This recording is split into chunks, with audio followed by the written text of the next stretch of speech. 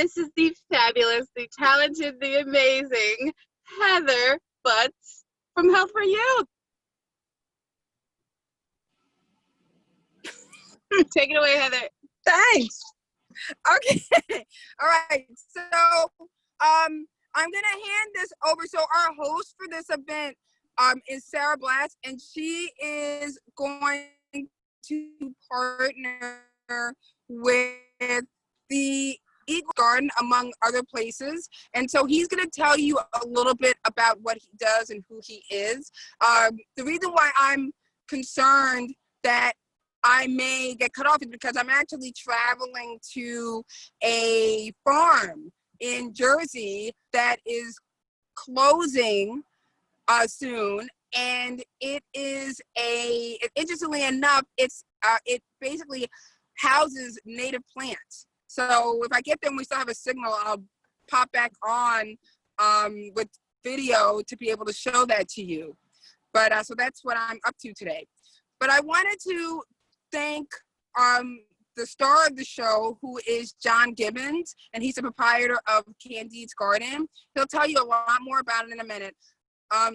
But we've known each other for several years now, and of the many things that I've been proud of to work on through Health for Youth, two in particular that we've done with him involve a project with City Harvest and the wonderful Susan Fowler, who I mentioned before, as well as Candide's Garden, the town of Lake Como, New Jersey, that John lives in. And we did a trip down there with Sarah Blas, a group of SYEP students, some other people in Staten Island, and that was back in 2018 through that grant. We did a second trip last year through a grant from someone in Monmouth County who donated funds for us to do that trip. And our hope is that this year, at some point when we're not socially distancing, we can do that trip once again. So I just wanted to bring up that project as well as a larger project that we're involved with John Gibbons on, that is a reimagining of the town, which he'll tell you all about that. But I just want to thank him for his kindness and for his friendship. And honestly, to be honest with you, to me, he's more like a family member to me. So I want to thank him for being a source of support to me over the last few years, at times when I very much needed that. And so with that, I'm going to hand it over to Sarah and John to walk us through reimagining a town and reimagining gardening. So I hand it off to the two of you. Thanks so much, Heather. So I just want to briefly talk about how I met John, which was completely and utterly life-changing. Heather had introduced me to John, I want to say it's almost 3 years ago, right? It's been a minute. It's been a while. Yeah. I want at least 2 years ago. And I remember Heather saying, you got to meet John. He's doing all this amazing gardening. He's transforming his town. He's getting all the buy-in from the other community members. Like, I was just like, who is this guy? I need to meet him ASAP. And so we rounded up the trips that Heather was just talking about. We rounded up a bunch of community members that were really excited about meeting John too, and had a passion for community organizing and gardening. And we got on a bus and we went all the way to New Jersey, and we all fell in love with John, and we did not want to leave. So this would be actually the third annual trip this summer. Obviously, it's not going to happen because of COVID. But I am so grateful that the work isn't stopping, that we can have webinars and still discuss all the amazing things that you're doing, John. And even though you're in New Jersey, you're bringing so many resources, so many in-kind donations, and so much love to the North Shore of Staten Island. So I will let you talk a little bit about Candide's Garden. And if you could just start off with the name. Heather blew my mind over the weekend. She was like, do you know why it's called Candide's Garden? I was like, no, tell me. But anyway, I'll let you. Yeah, I was talking about Voltaire. And so John, the floor is yours. Oh, okay. don't need the inner space or whatever it is. The ether is mine because we're all Yes. virtual. Anyway, yeah, I'm John Gibbons. My first name is Jon. Okay, I don't waste letters. Okay, so anyway, I got into just a bit about myself. I've always an architect, and I built hospitals in England for 25 years, for example. And when I retired, I transferred my usefulness in the built environment to the natural environment, and that's where I've been since around 2000. I became a master gardener in 2012 in Monmouth County here. And then I chaired the Environmental Commission for about 6 years, and that ended about a year ago because I'm concentrating more on Candide's garden, and now I'm the proprietor of Candide's garden, and we had our official opening in 2017. Okay, so but I've been working on it for 15 or so years before that. Okay, now, yes, the request is to tell you where the name comes from. Well, it comes from Voltaire, who is a paragon of the Enlightenment, only he didn't think so much of this Enlightenment stuff, and especially he had a rival called Leibniz, who was a rival philosopher, and who felt that in the Enlightenment, everything was going to turn out for the best, and it was for the best, and we're in the best of all possible worlds. Well, Candide is the novel that Voltaire wrote, which is an absolute romp and satire, hilarious thing, and where Candide is born with a silver spoon in his mouth, and he decides to go out and see the world. Now, he's accompanied by Dr. Pangloss, okay, who is his mentor, and he keeps telling Candide everything is for the best in the best of all possible worlds. Well, one thing leads to another, one disaster after another, and it's basically a disaster novel. And each time Pangloss is saying, "Oh, but this was wrong. It was terrible. But there's an opportunity in it." And there's things like, if you lose a leg, well, now you can learn to hop. You see, it's that kind of ridiculousness and so on. So in the end, Candide's really had enough of it. And he said that he tells Pangloss, tells him off, and he says, well, what I'm going to do from now on, I'm going to tend my own garden. And the final sentence in the novel is, let us cultivate our garden. And so that's what it is. So I've had a pretty interesting life, as they say. And so I'm tending my own garden and doing what I can from the garden out. And that's why it's called Candide's Garden.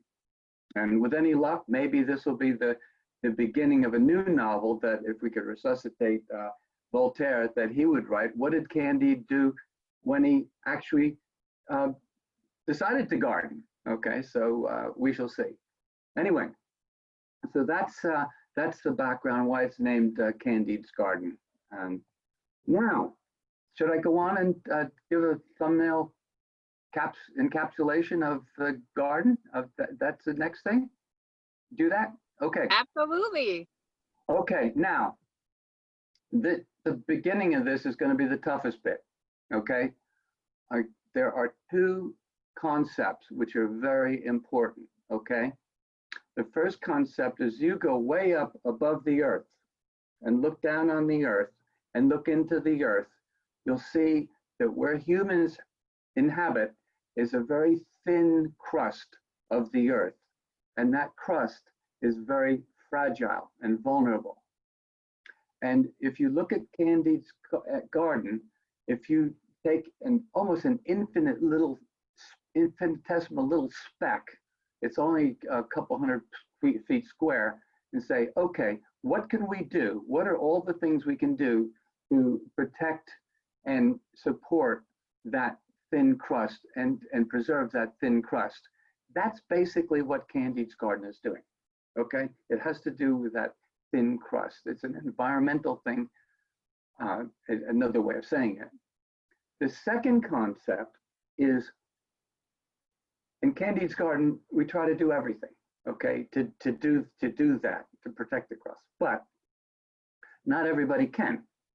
So it needs to be viewed as what I call a menu of things which can be done, a menu of environmental solutions. And when I talk to people, we have people here who want to concrete in their whole yard. We start from where they are, okay, and say, well, we'll put some planters in, okay? And then there are people who have minimized their yard, they're planting stuff, and they say, well, maybe you could make your driveway more pervious or something like that, you see? So it's targeting, educating homeowners, youth, and organizations, okay? And I started out doing local youth, but then Staten Island happened, and that's become almost the biggest thing now, is this wonderful relationship we have with the Staten Island folks, and especially the underserved kids. Okay, so those are the two concepts. It's just doing everything to preserve that crust we live on, and the second thing, it's a menu where people can take things that are appropriate for them. Okay, and that's what I see as the beginning of a potential relationship with all of you on things. I've got papers, I've got plant lists and things like that, where I perhaps can help in some different areas that you might be interested in. Okay, that's why we're here. So if I go look at Candide's garden, first of all, as a garden, okay? It's a teaching garden. There are over 400 different species in the garden. There are over 1,500 different plants in the garden, 52 trees, of which there are about 45 different kinds of trees. It consists of shade trees, understory trees, shrubs, spring ephemerals, ground covers, vegetables, fruiting, fruit, small fruit, large fruit, and all this sort of stuff. Okay, so within this there are 16 different teaching areas. Okay. Some are like different ecologies. There's a shore border with all shore plants. If you're interested in working with bayberries and things like that, there's a shore ecology. There's a woodland ecology with woodland plants, and it's fabulous. The spring ephemerals is just finished now, and they were wonderful. All these bulbs coming up before the trees leaf out. And then there's an orchard border, which 10 different kinds of fruit trees. There's a utility area where all the composting and chipping up and things like that happen. There's a veggie bed, which we use the square foot gardening concept. The Williamsburg kids came down and put in the square foot gardening vegetable bed. There's a herb garden, and let's see. Oh, and some of the fun ones. I won't go through all of them, but there's a weedy bed. There's a garden with weeds. Okay, and that garden started when some weed showed up in the vegetable bed, and I didn't know what it was, so I let it grow, and it flowered, and there were bees all over it. And I said, wait a minute, why is this a weed? Okay, and that was the start of the weedy bed. Okay, and in it are all different kinds of weeds that you have a value that we've been able to find out, and things like chicory, which you can eat, and so on. And then along and then there are two different pollinator beds, one in semi-shade and one in full sun. So with all pollinator plants, all native plants. Oh, it's about 75% of the plants are native in the garden. Then along the street, there's the berry border is along the sidewalk, and that's where kids can come and they can pick the berries, you see, and that gets them interested, you see, in the rest of the garden.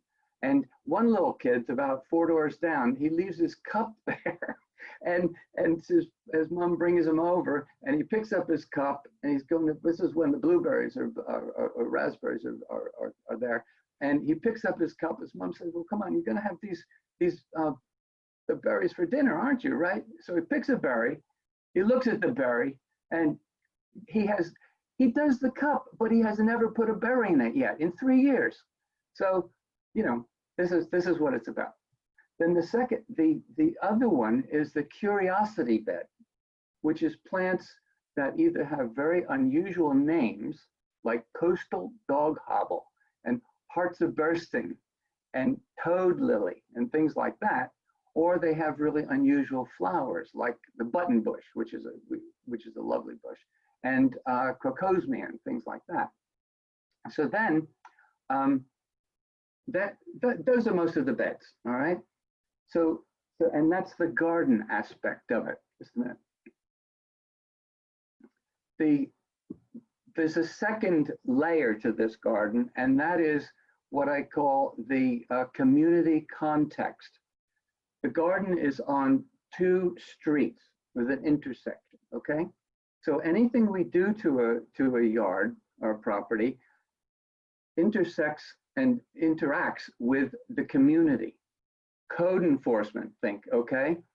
People walking past on the sidewalks and so on. So if you think about nature, and nature basically, in the end, wants to recreate a forest. There's stages of succession, but if we did nothing on any yard, it would end up being a forest, okay? So nature wants to maximize the amount of green, but you've got people walking along the sidewalk, you know, places, no, they can't, they've got to be able to walk, okay? So the code says you have to have like a hallway, you know, along the sidewalk where people can walk, okay? The other thing, people have to get out of cars, so you have to have access that way. So the garden is designed so that you can maximize green, but still have access in those 2 particular areas. The second thing about it is, of course, there are overhead lines, all right? And I'm sure you've seen these wishbone shapes that the utilities people do, the pruning the trees, that, you know, the ugliest thing you can imagine, because they have to keep the trees away from the power lines. So what we have is along the side street, we have a technique for existing trees to keep them below the power lines. It's called pollarding. It's a European technique. It's all over England. It's been going for ages. And every 3 years, you cut the tree back and then let it grow, and it grows into a tree shape, but it's much smaller and it stays below the power lines and looks like a tree. It's fantastic. And that's what we're promulgating throughout the borough, that technique for the existing trees that are going to get too big. Along the front is what you do with new trees. And we have a list of trees which you can plant, which naturally stay below the power lines, and they're native and they support wildlife and pollinators at the same time. So those are the kinds of things related to the community, right? Then the third layer, there's 5 layers, so you'll know when we're down to the end, okay? The third layer is what I call covering ground, okay? If we weren't here, the water would come out of the sky, it would go down into the ground, the plants would help cleanse it, they'd use some of it, they'd help cleanse it, and then it would percolate down into the aquifers, and if there's a lake around, end up in the lake. Well, here, it doesn't work that way, okay? What happens is, if we have impervious surfaces, the water lands on the impervious surface, is still toxic, and it finds its way into the gutters, into the sewers, and in our case, those sewers, there's 13 places where it empties out into the lake, and we're killing the lake because of what we do as homeowners, okay? So the third layer, the covering ground, is maximizing the amount of pervious surface and maximizing the amount of plant material, which actually does the best job of cleansing the water and letting it go down naturally through the ground, cleansed, and then it goes into the lake and maybe we kill some any fish and stuff like that. Okay, that's the third layer. The fourth layer is a kind of a fun layer. It's called sustainable operations, okay? So I have a giant chipper shredder. Okay, well, it's a homemade chipper shredder. And the most nutritious parts of a plant are in what's called the growing tips, the very bit that we cut off a tree or a shrub, okay? And that is phenomenal nutrition that we cut it off, we put it out on the curb, they pick it up and take it somewhere. And if you're lucky, maybe you get some back as mulch, but not necessarily. You also get 2x4s in with it as well. So what we do is all the prunings we take and we chip them up and we redistribute them into the garden beds. So they stay on the site and that nutrition is preserved, just like happens in the woods. The woodland border is perfectly self-sustaining because the stuff goes down into the stuff that dies goes down into the woods, into the ground, and it regenerates itself. Well, that's what we're replicating by doing this with the chipping up the things. The other thing is the leaves. Okay, it's great to leave the leaves in your planted beds. That's fine. If you need to remove leaves, you use your leaf blower, but most of them have a leaf vacuum and shredder direction. You turn a knob and it becomes a vacuum. And so when I go around on the little area lawn that I have, you use the vacuum, and that makes fabulous leaf mold. And again, that's very nutritious, and that goes into the areas which need more acidic type of amendment. Oh, and I forgot, I'll come back to no-mow lawn. What was the biggest thing? So that's, and of course, there's composting, the food waste. We put out, we have a compost bin, we add our green material into it and paper and all the rest of it.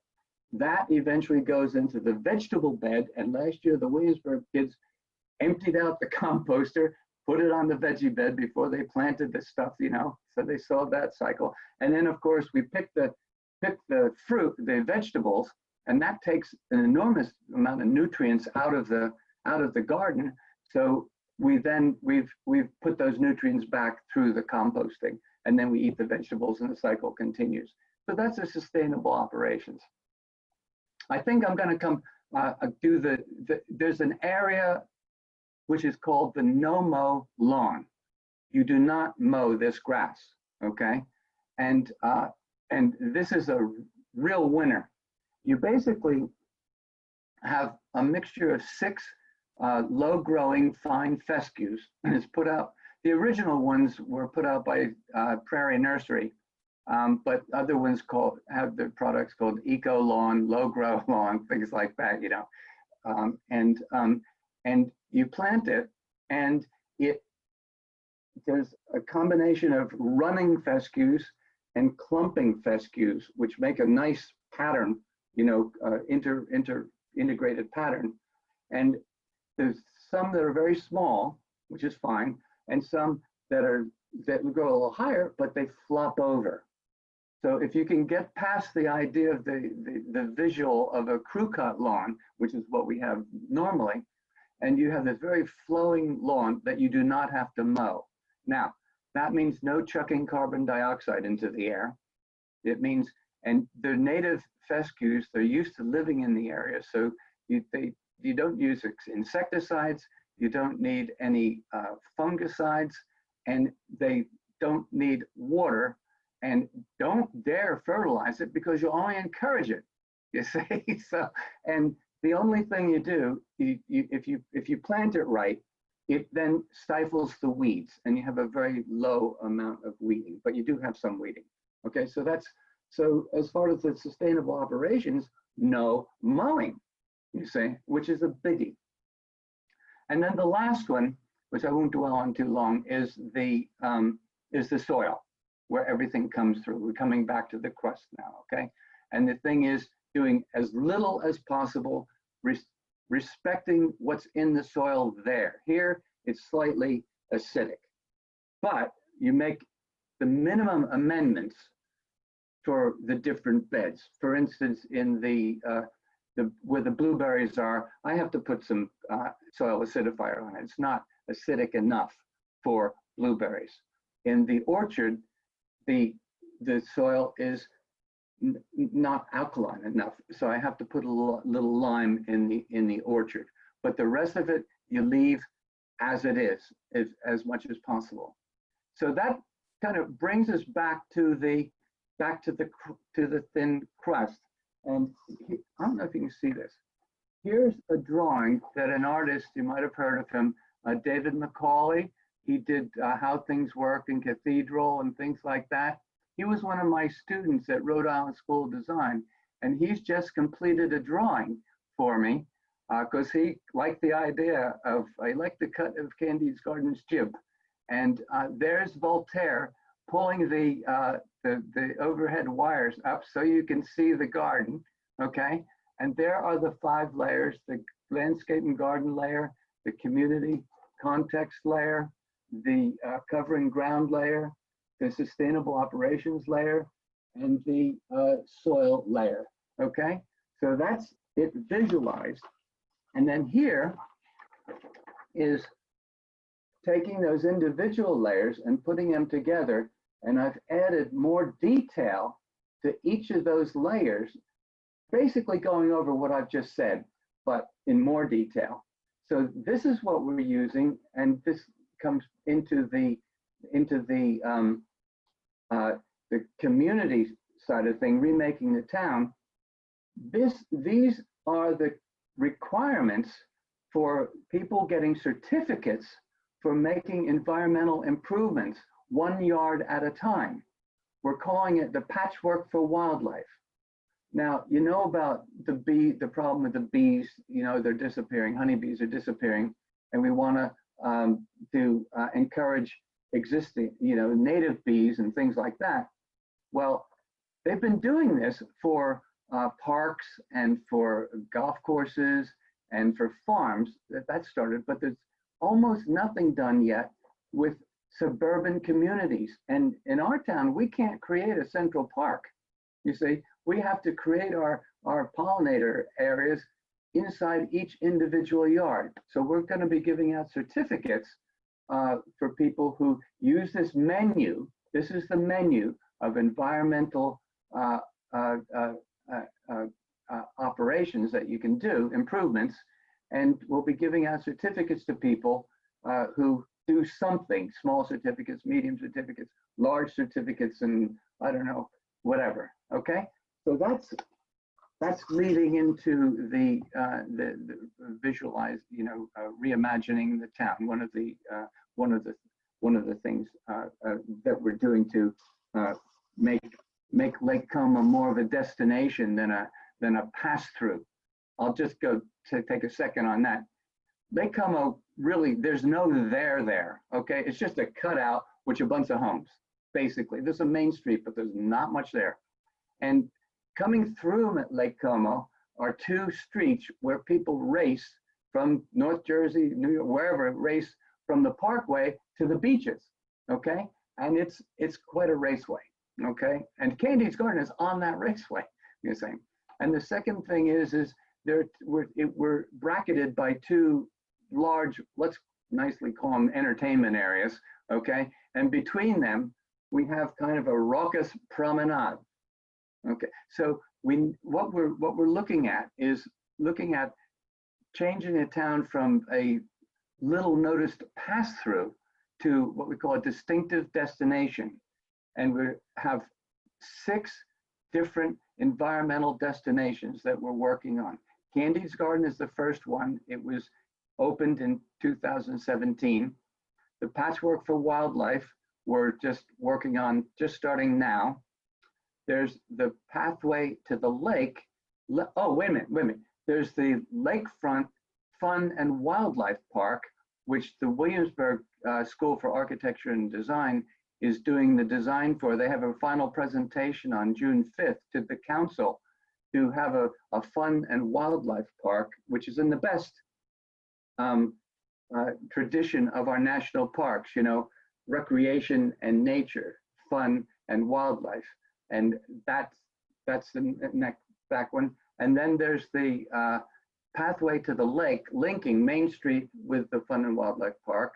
We're going to create an arboretum along Main Street. Not a lot of shops, but we can do an arboretum with these nice street trees that I mentioned before.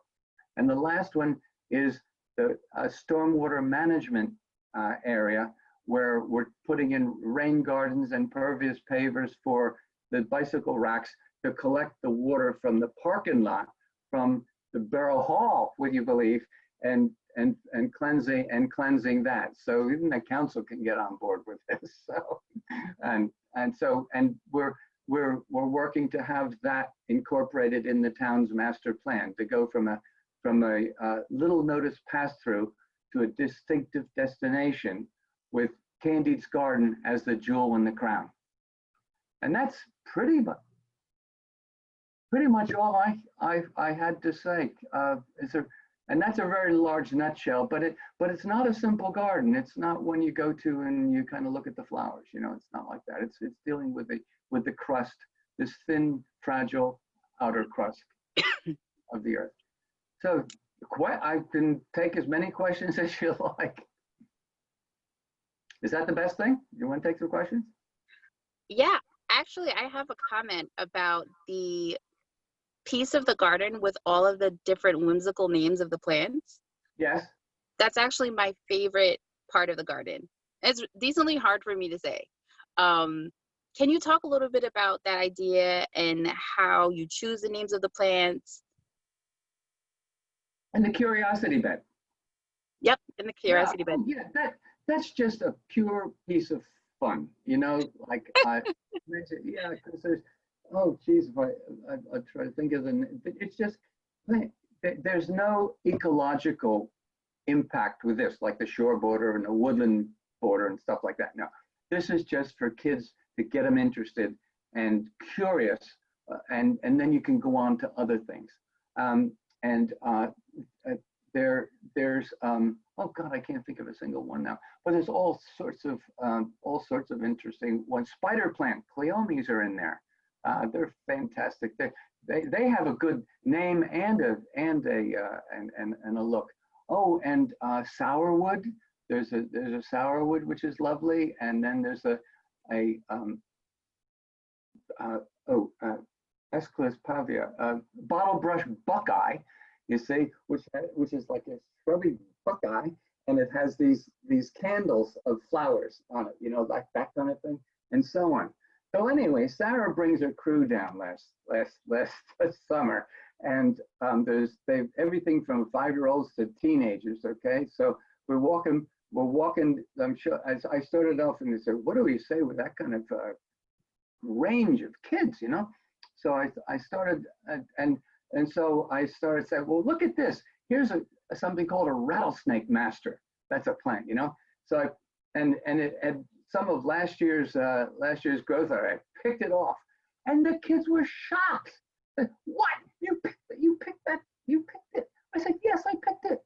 And they said, "Oh, you can do that? Yes, here." And so I realized that was the thing to talk about. So we went, and I went around picking stuff, and these kids realized they actually could pick stuff. You know, it's fantastic. So and I did this all the way through the garden, because there's all sorts of stuff you can pick up and say, "Oh, can I take one for my mom?" Yeah, have that. Take it for your mom. You know, flowers and stuff like that. We didn't denude the garden. And the tomatoes, John. The tomatoes were such a huge hit. Oh my God! Yes, we. Okay, so I said to the kids, "We'll go to the veggie bed. What color is a tomato?" Every hand went up. Red. I said, "Look over there. That's a yellow tomato." And so we had a table set out with Heather with a knife and a cutting board, and we had a tomato tasting with yellow tomatoes, you see. Then we looked down in the asparagus bed, and I point over there and I said, "What's that?" And they didn't know. So I said, so there was some asparagus still coming out. So I just like picked some of the asparagus. I said, "Here." He said, "What do you do?" I said, "You eat it. You can eat the asparagus." Elliot, my son, won't eat it cooked. He eats it raw. I don't know, tell you how old he is. He's really old. But anyway, I had these kids eating raw asparagus, and this is kids who, every kid these days thinks that peppers come in cellophane, right?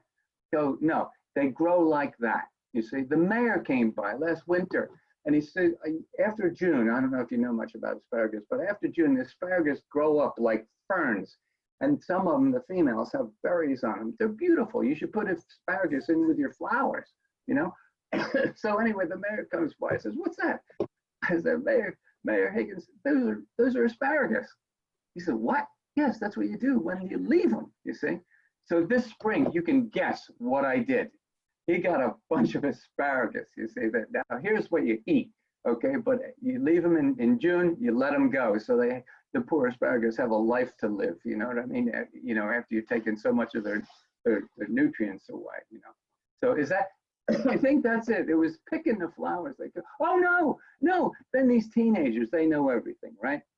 So I said, "What's that?" They said, "Oh," they asked, "What's that?" I said, "Oh, that's prickly pear." They said, "Oh, we'll have some of that."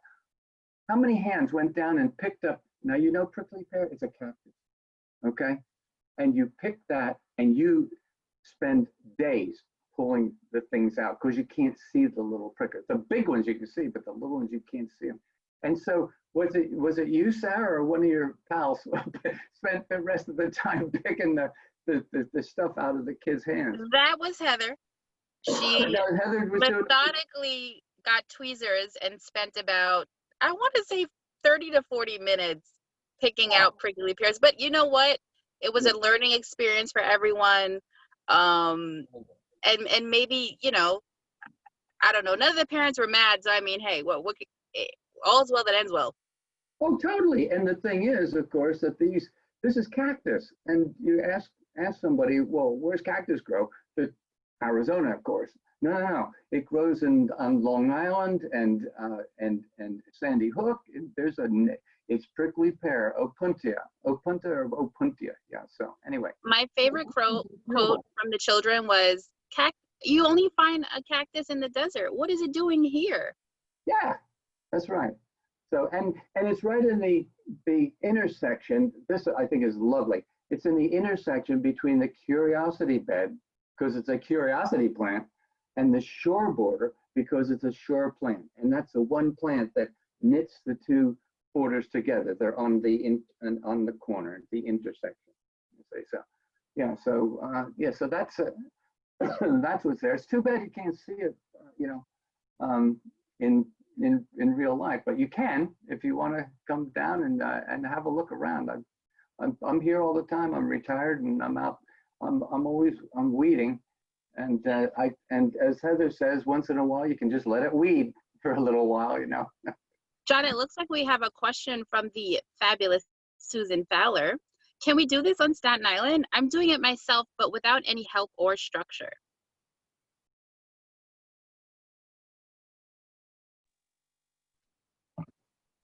John, did you hear the question? I did. I thought you were asking Susan. You were asking me. No. Yep, it's a question from Susan for you. Say that again, then. It's a question from Susan for you, John. Yeah, and can you do that in Staten Island? Yeah, how would we be able to reproduce what you're trying to do in your town here on Staten Island? I mean, I've got two different situations. My yard, which is sounds similar to yours, but without the structure. And then also our church, we've been trying to figure out a way to create rain gardens, and really just redo the grounds the way you're talking about. Yeah, well, it's already started in Staten Island. Heather look. Here's the beauty of native plants. Okay, you probably know this, but I had to discover it. Is that they like it in the ground that where here. They like it here. You know what? Because they like it here, they go forth and multiply. So I'm always digging up native plants and I pot up and I give them away. I pass them out. And Sarah's gotten quite a few. And you got a box of cactus one time as well, which might be fun. But anyway, and so I've got native plants, and Heather's down here, and if you need some plants, I can give you some plants, you know? Well, it's not the plants so much as the thinking it through. And also working with the Department of Sanitation, who keeps fining me for having beautiful plants growing in the strip between the sidewalk and the street. Oh yes, the verge, yes, we call it the verge. Yeah. You know, I think that, you know, there's a lot of work that could be done on a number of different levels. Yes. Well, just to take that as an example, and what I call the verge, Yeah. we talked about the trees, but I didn't talk about the actual ground level. And here, the New Jersey, the standard code is where you have a lawn. Well, first of all, that strip is owned by the borough, and the responsibility for maintenance is on the homeowner. I don't know if that's the same with you, but that's what I live with. And so, if you want to get rid of the lawn, what you do is I've got 10 or so different ground covers around in the verge there, and testing which ones will take the foot traffic, and some better, some worse. And then where I took this standard location of SUV front door and back door, okay, and I put 2-foot long stepping stones there for people to get out. And all the ground covers stay underneath the 10 inches, which is the limit here. And I'm not going to go there if I say it's a planted bed and it can be any height, because it's borough property, you know. So I just keep it down within the 10 inches. And so I put ground covers and stepping stones for people to get out of cars.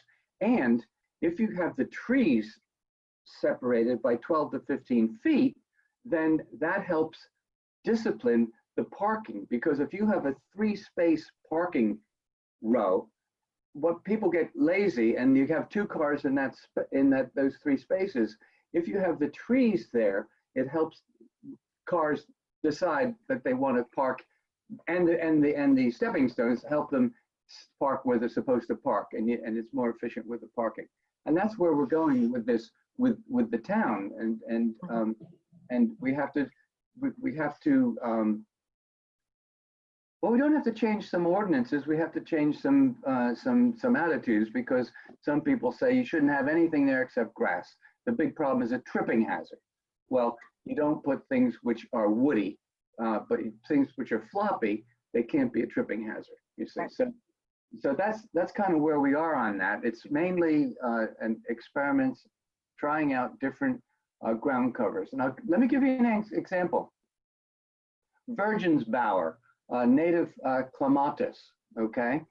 I have them growing up the trees, the existing trees on the side of the house, on the street. And I have vines growing up all these trees. So you're using the trees, not only are they pollarded, but they're using them as to create more green, you see, but stay out of the sidewalk area. And so what you do is the Virgin's bower actually is a vine, but it actually fills in as a ground cover along the ground, you see. So we're rethinking vines. You could use, and I'm trying it with Virginia creeper as well. It's not doing as well. It just doesn't fill in as quickly, but the Virgin's bower does. And all I got to do is shear it every once in a while, you know, with the shears, and it stays under the 10 inches. But I've got native, God, I can't think of the name. Oh, it'll come back to me. But and the big problem for me is finding a native ground cover that also tolerates heavy foot traffic. And I got the thyme, creeping thyme works a treat. Yeah. It's not native, but it's great for pollinators, and it deals with the drought that you get in that strip. And hernaria is another one. It's called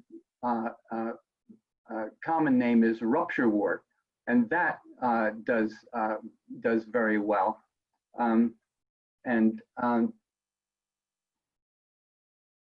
Oh God, I can't think of I'm trying to think of the other name. I can't think of it. But some of the other ones, you depend on the stepping stones. If you can get the stepping stones to work, then you can put anything there. I've got Callerho, which is a native petunia, which grows about 10 inches, okay? And that is in the bit right near the corner, and that has, it's called wine cup, the common name. It has fabulous wine-colored flowers, and it stays below the 10 inches. And it's in the part near the corner where there's no parking. Okay, you can't park right up to the corners in our streets, and most streets are like that. So what do you do there? The only people who stop there are the FedEx and the mail truck. So I put a couple of pavers next to each other, and they know to step in it, and the rest of it are these beautiful flowers that don't take foot traffic, but they exist because I've directed the FedEx people and so on to use those stepping stones. Mm-hmm. So it's kind of a a compromise thing. I'm still learning. Okay. Does that's one subject. Sorry. That helps me. It doesn't help a bit. It's solvable, and there's some things which I found did not work. But what can you do? Yeah. And then any of the areas, the rain. There's lists of plants. Well, you have all the list of plants and stuff like that. So yeah, you just start in. What Candide's Garden is a menu. If there are things which you're trying to do, particular things you're trying to do, maybe there's an answer, or at least something not to do. You know what I mean? I can tell you a lot of things not to do. Well, I wonder if it would make sense for a small group of people who are interested on Staten Island to come visit. Oh, absolutely. Yeah, that would be fantastic. Yeah, and you give it about an hour, and you get 2 hours. It depends. It always depends on the questions. Mm-hmm. And it depends. And the thing is, it would be good if you could come here. I was just thinking about this morning. It'd be good if you could come here every 2 weeks, because I'll tell you why. I'm not suggesting it because it wouldn't work, but here's the problem. In beginning of April, this garden starts to come to life. Now you've got 400 different kind of plants. Now every day there's another plant appearing, and they last 2 weeks, sometimes a month, and you just you can't see it all, and that's the problem I have, is that I'm looking at doing, not this year, it's too late, but to do workshops, maybe do it maybe 3 a year, but then the next year do 3 a year, but having them, in between the ones that were the previous year. So you do it on a rolling program, you see. You come in the fall, you see totally different plants, Anyway, that's that. Anything else? Any other questions? I know it's all talk. It's not pictures. It's not plants. There's the plants are out there. You know what I mean? Right. Well, I think we need to do something here. And John, I see you join. This is great.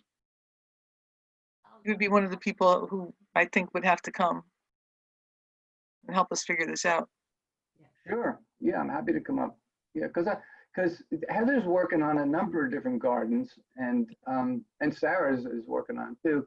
And it's just, what they think is that they kind of say we're creating a little mini Candide's garden all over Staten Island. You know what I mean? So that's fantastic.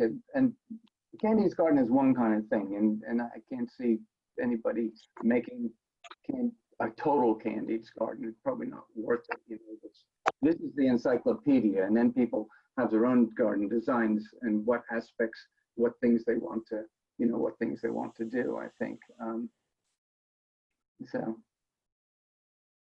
I had asked. Yes, by all means, so organize it. Whoever's the organizer, just come down as soon as the curtain is lifted. You know, Can you probably the fall. Might be in the fall. Ruth, I can't hear you very well. You can. Me? Oh, all right.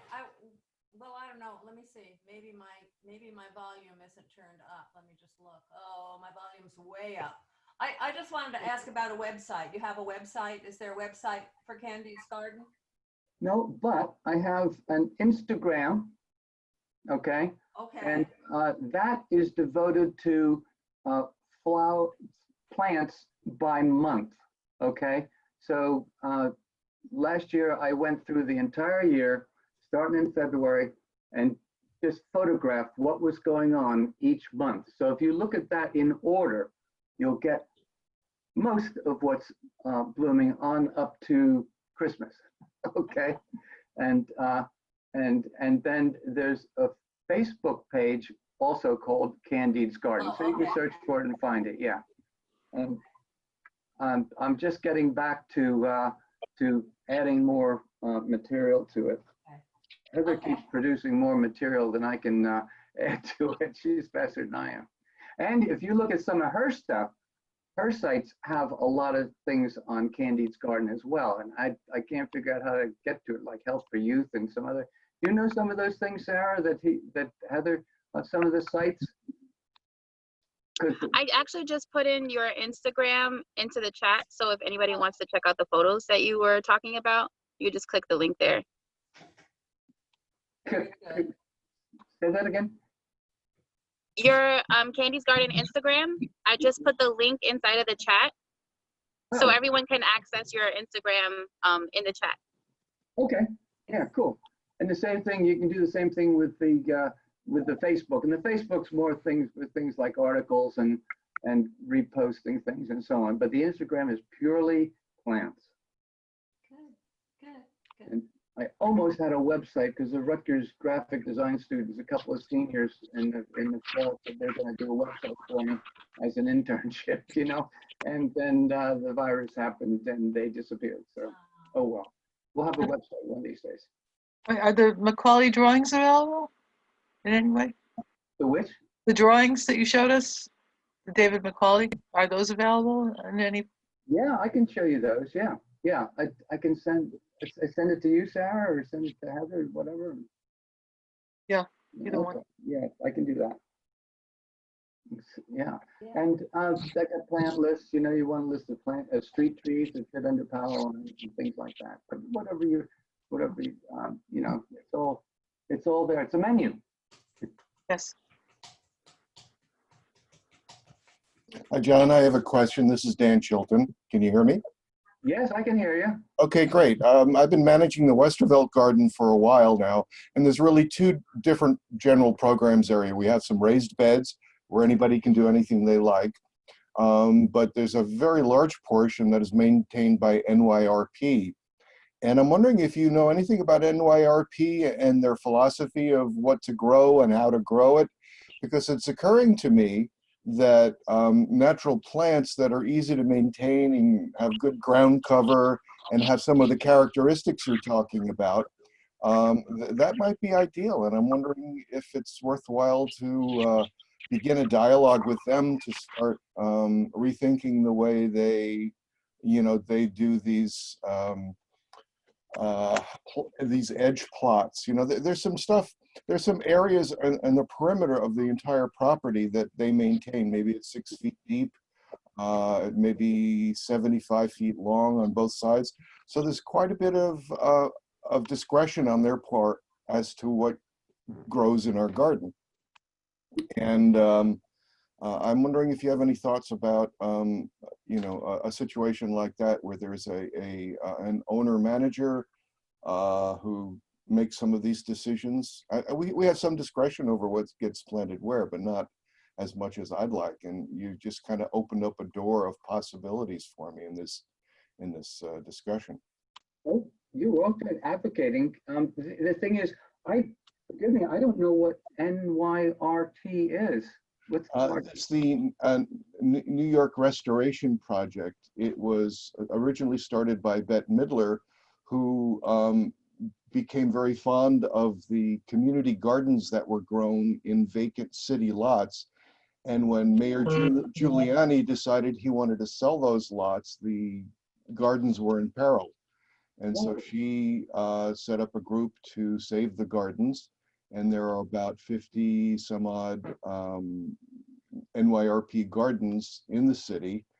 And through NYRP, she started the Million Trees Project and, you know, some other really good initiatives.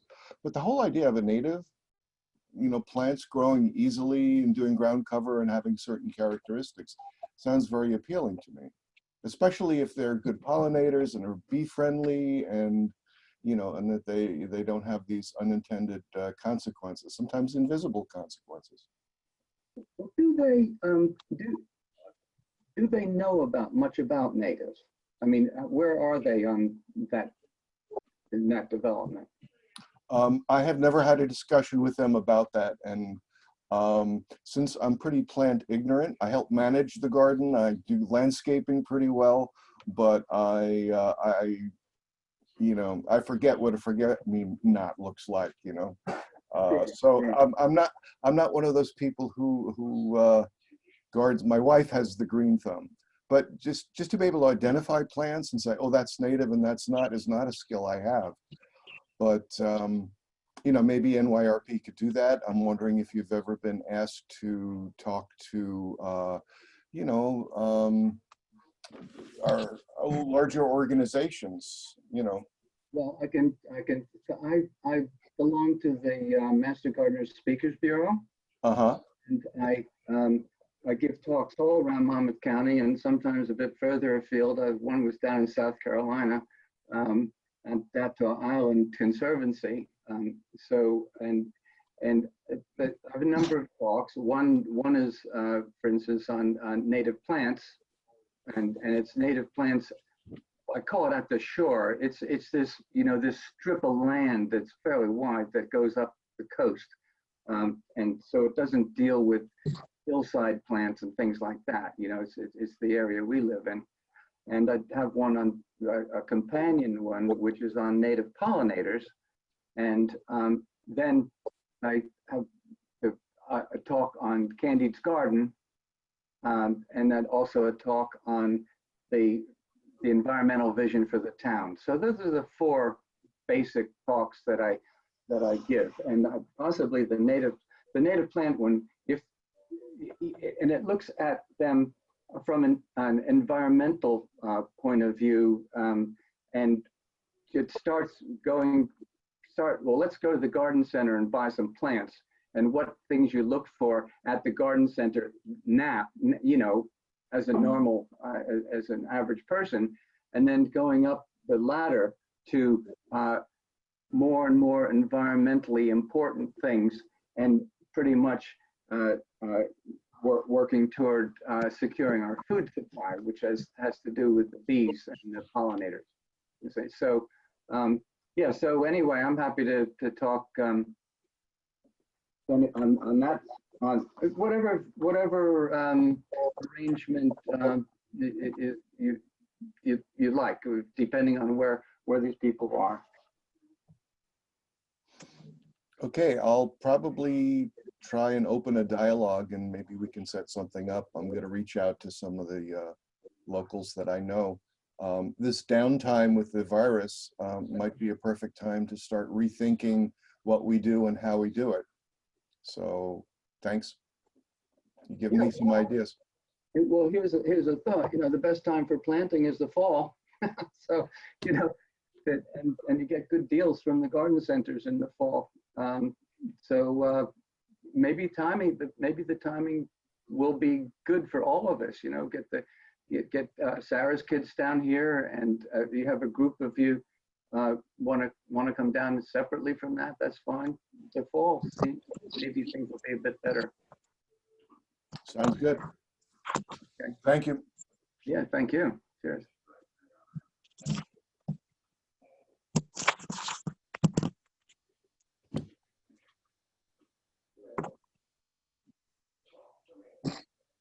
Any other questions? I don't see any other questions in the chat. It looks like we're at our 2 o'clock mark, a few minutes over. So I just want to make sure that everyone put in their email so they can be added on to John's mailing list, and all of the amazing information that he has and future upcoming tours. We can make sure that we're communicating with all of you. Thank you. That's right. I do have a mailing list. Yeah. So, you know, and stuff like that. I forgot about that. Sorry. John, thank you so very much for today's webinar and really doing a deep dive into all of the amazing things that you're doing in New Jersey. And thank you so much for supporting Staten Island. And we look forward to our continued partnership. Super. Yeah, me too. This is great fun. You know, and what's so unusual about this, the idea of Candy's Garden, you start with your little garden and you said, okay, I'm devoting all my time to my little patch here and my little town, you know, and then Staten Island happens. This is fantastic. This is great fun. So I'm really in on this. All right, everyone, enjoy the rest of your day. Until next time. Susan, we're definitely going to follow up. I see your comment. We also need to talk about this in Staten Island. Thanks so much. Have a great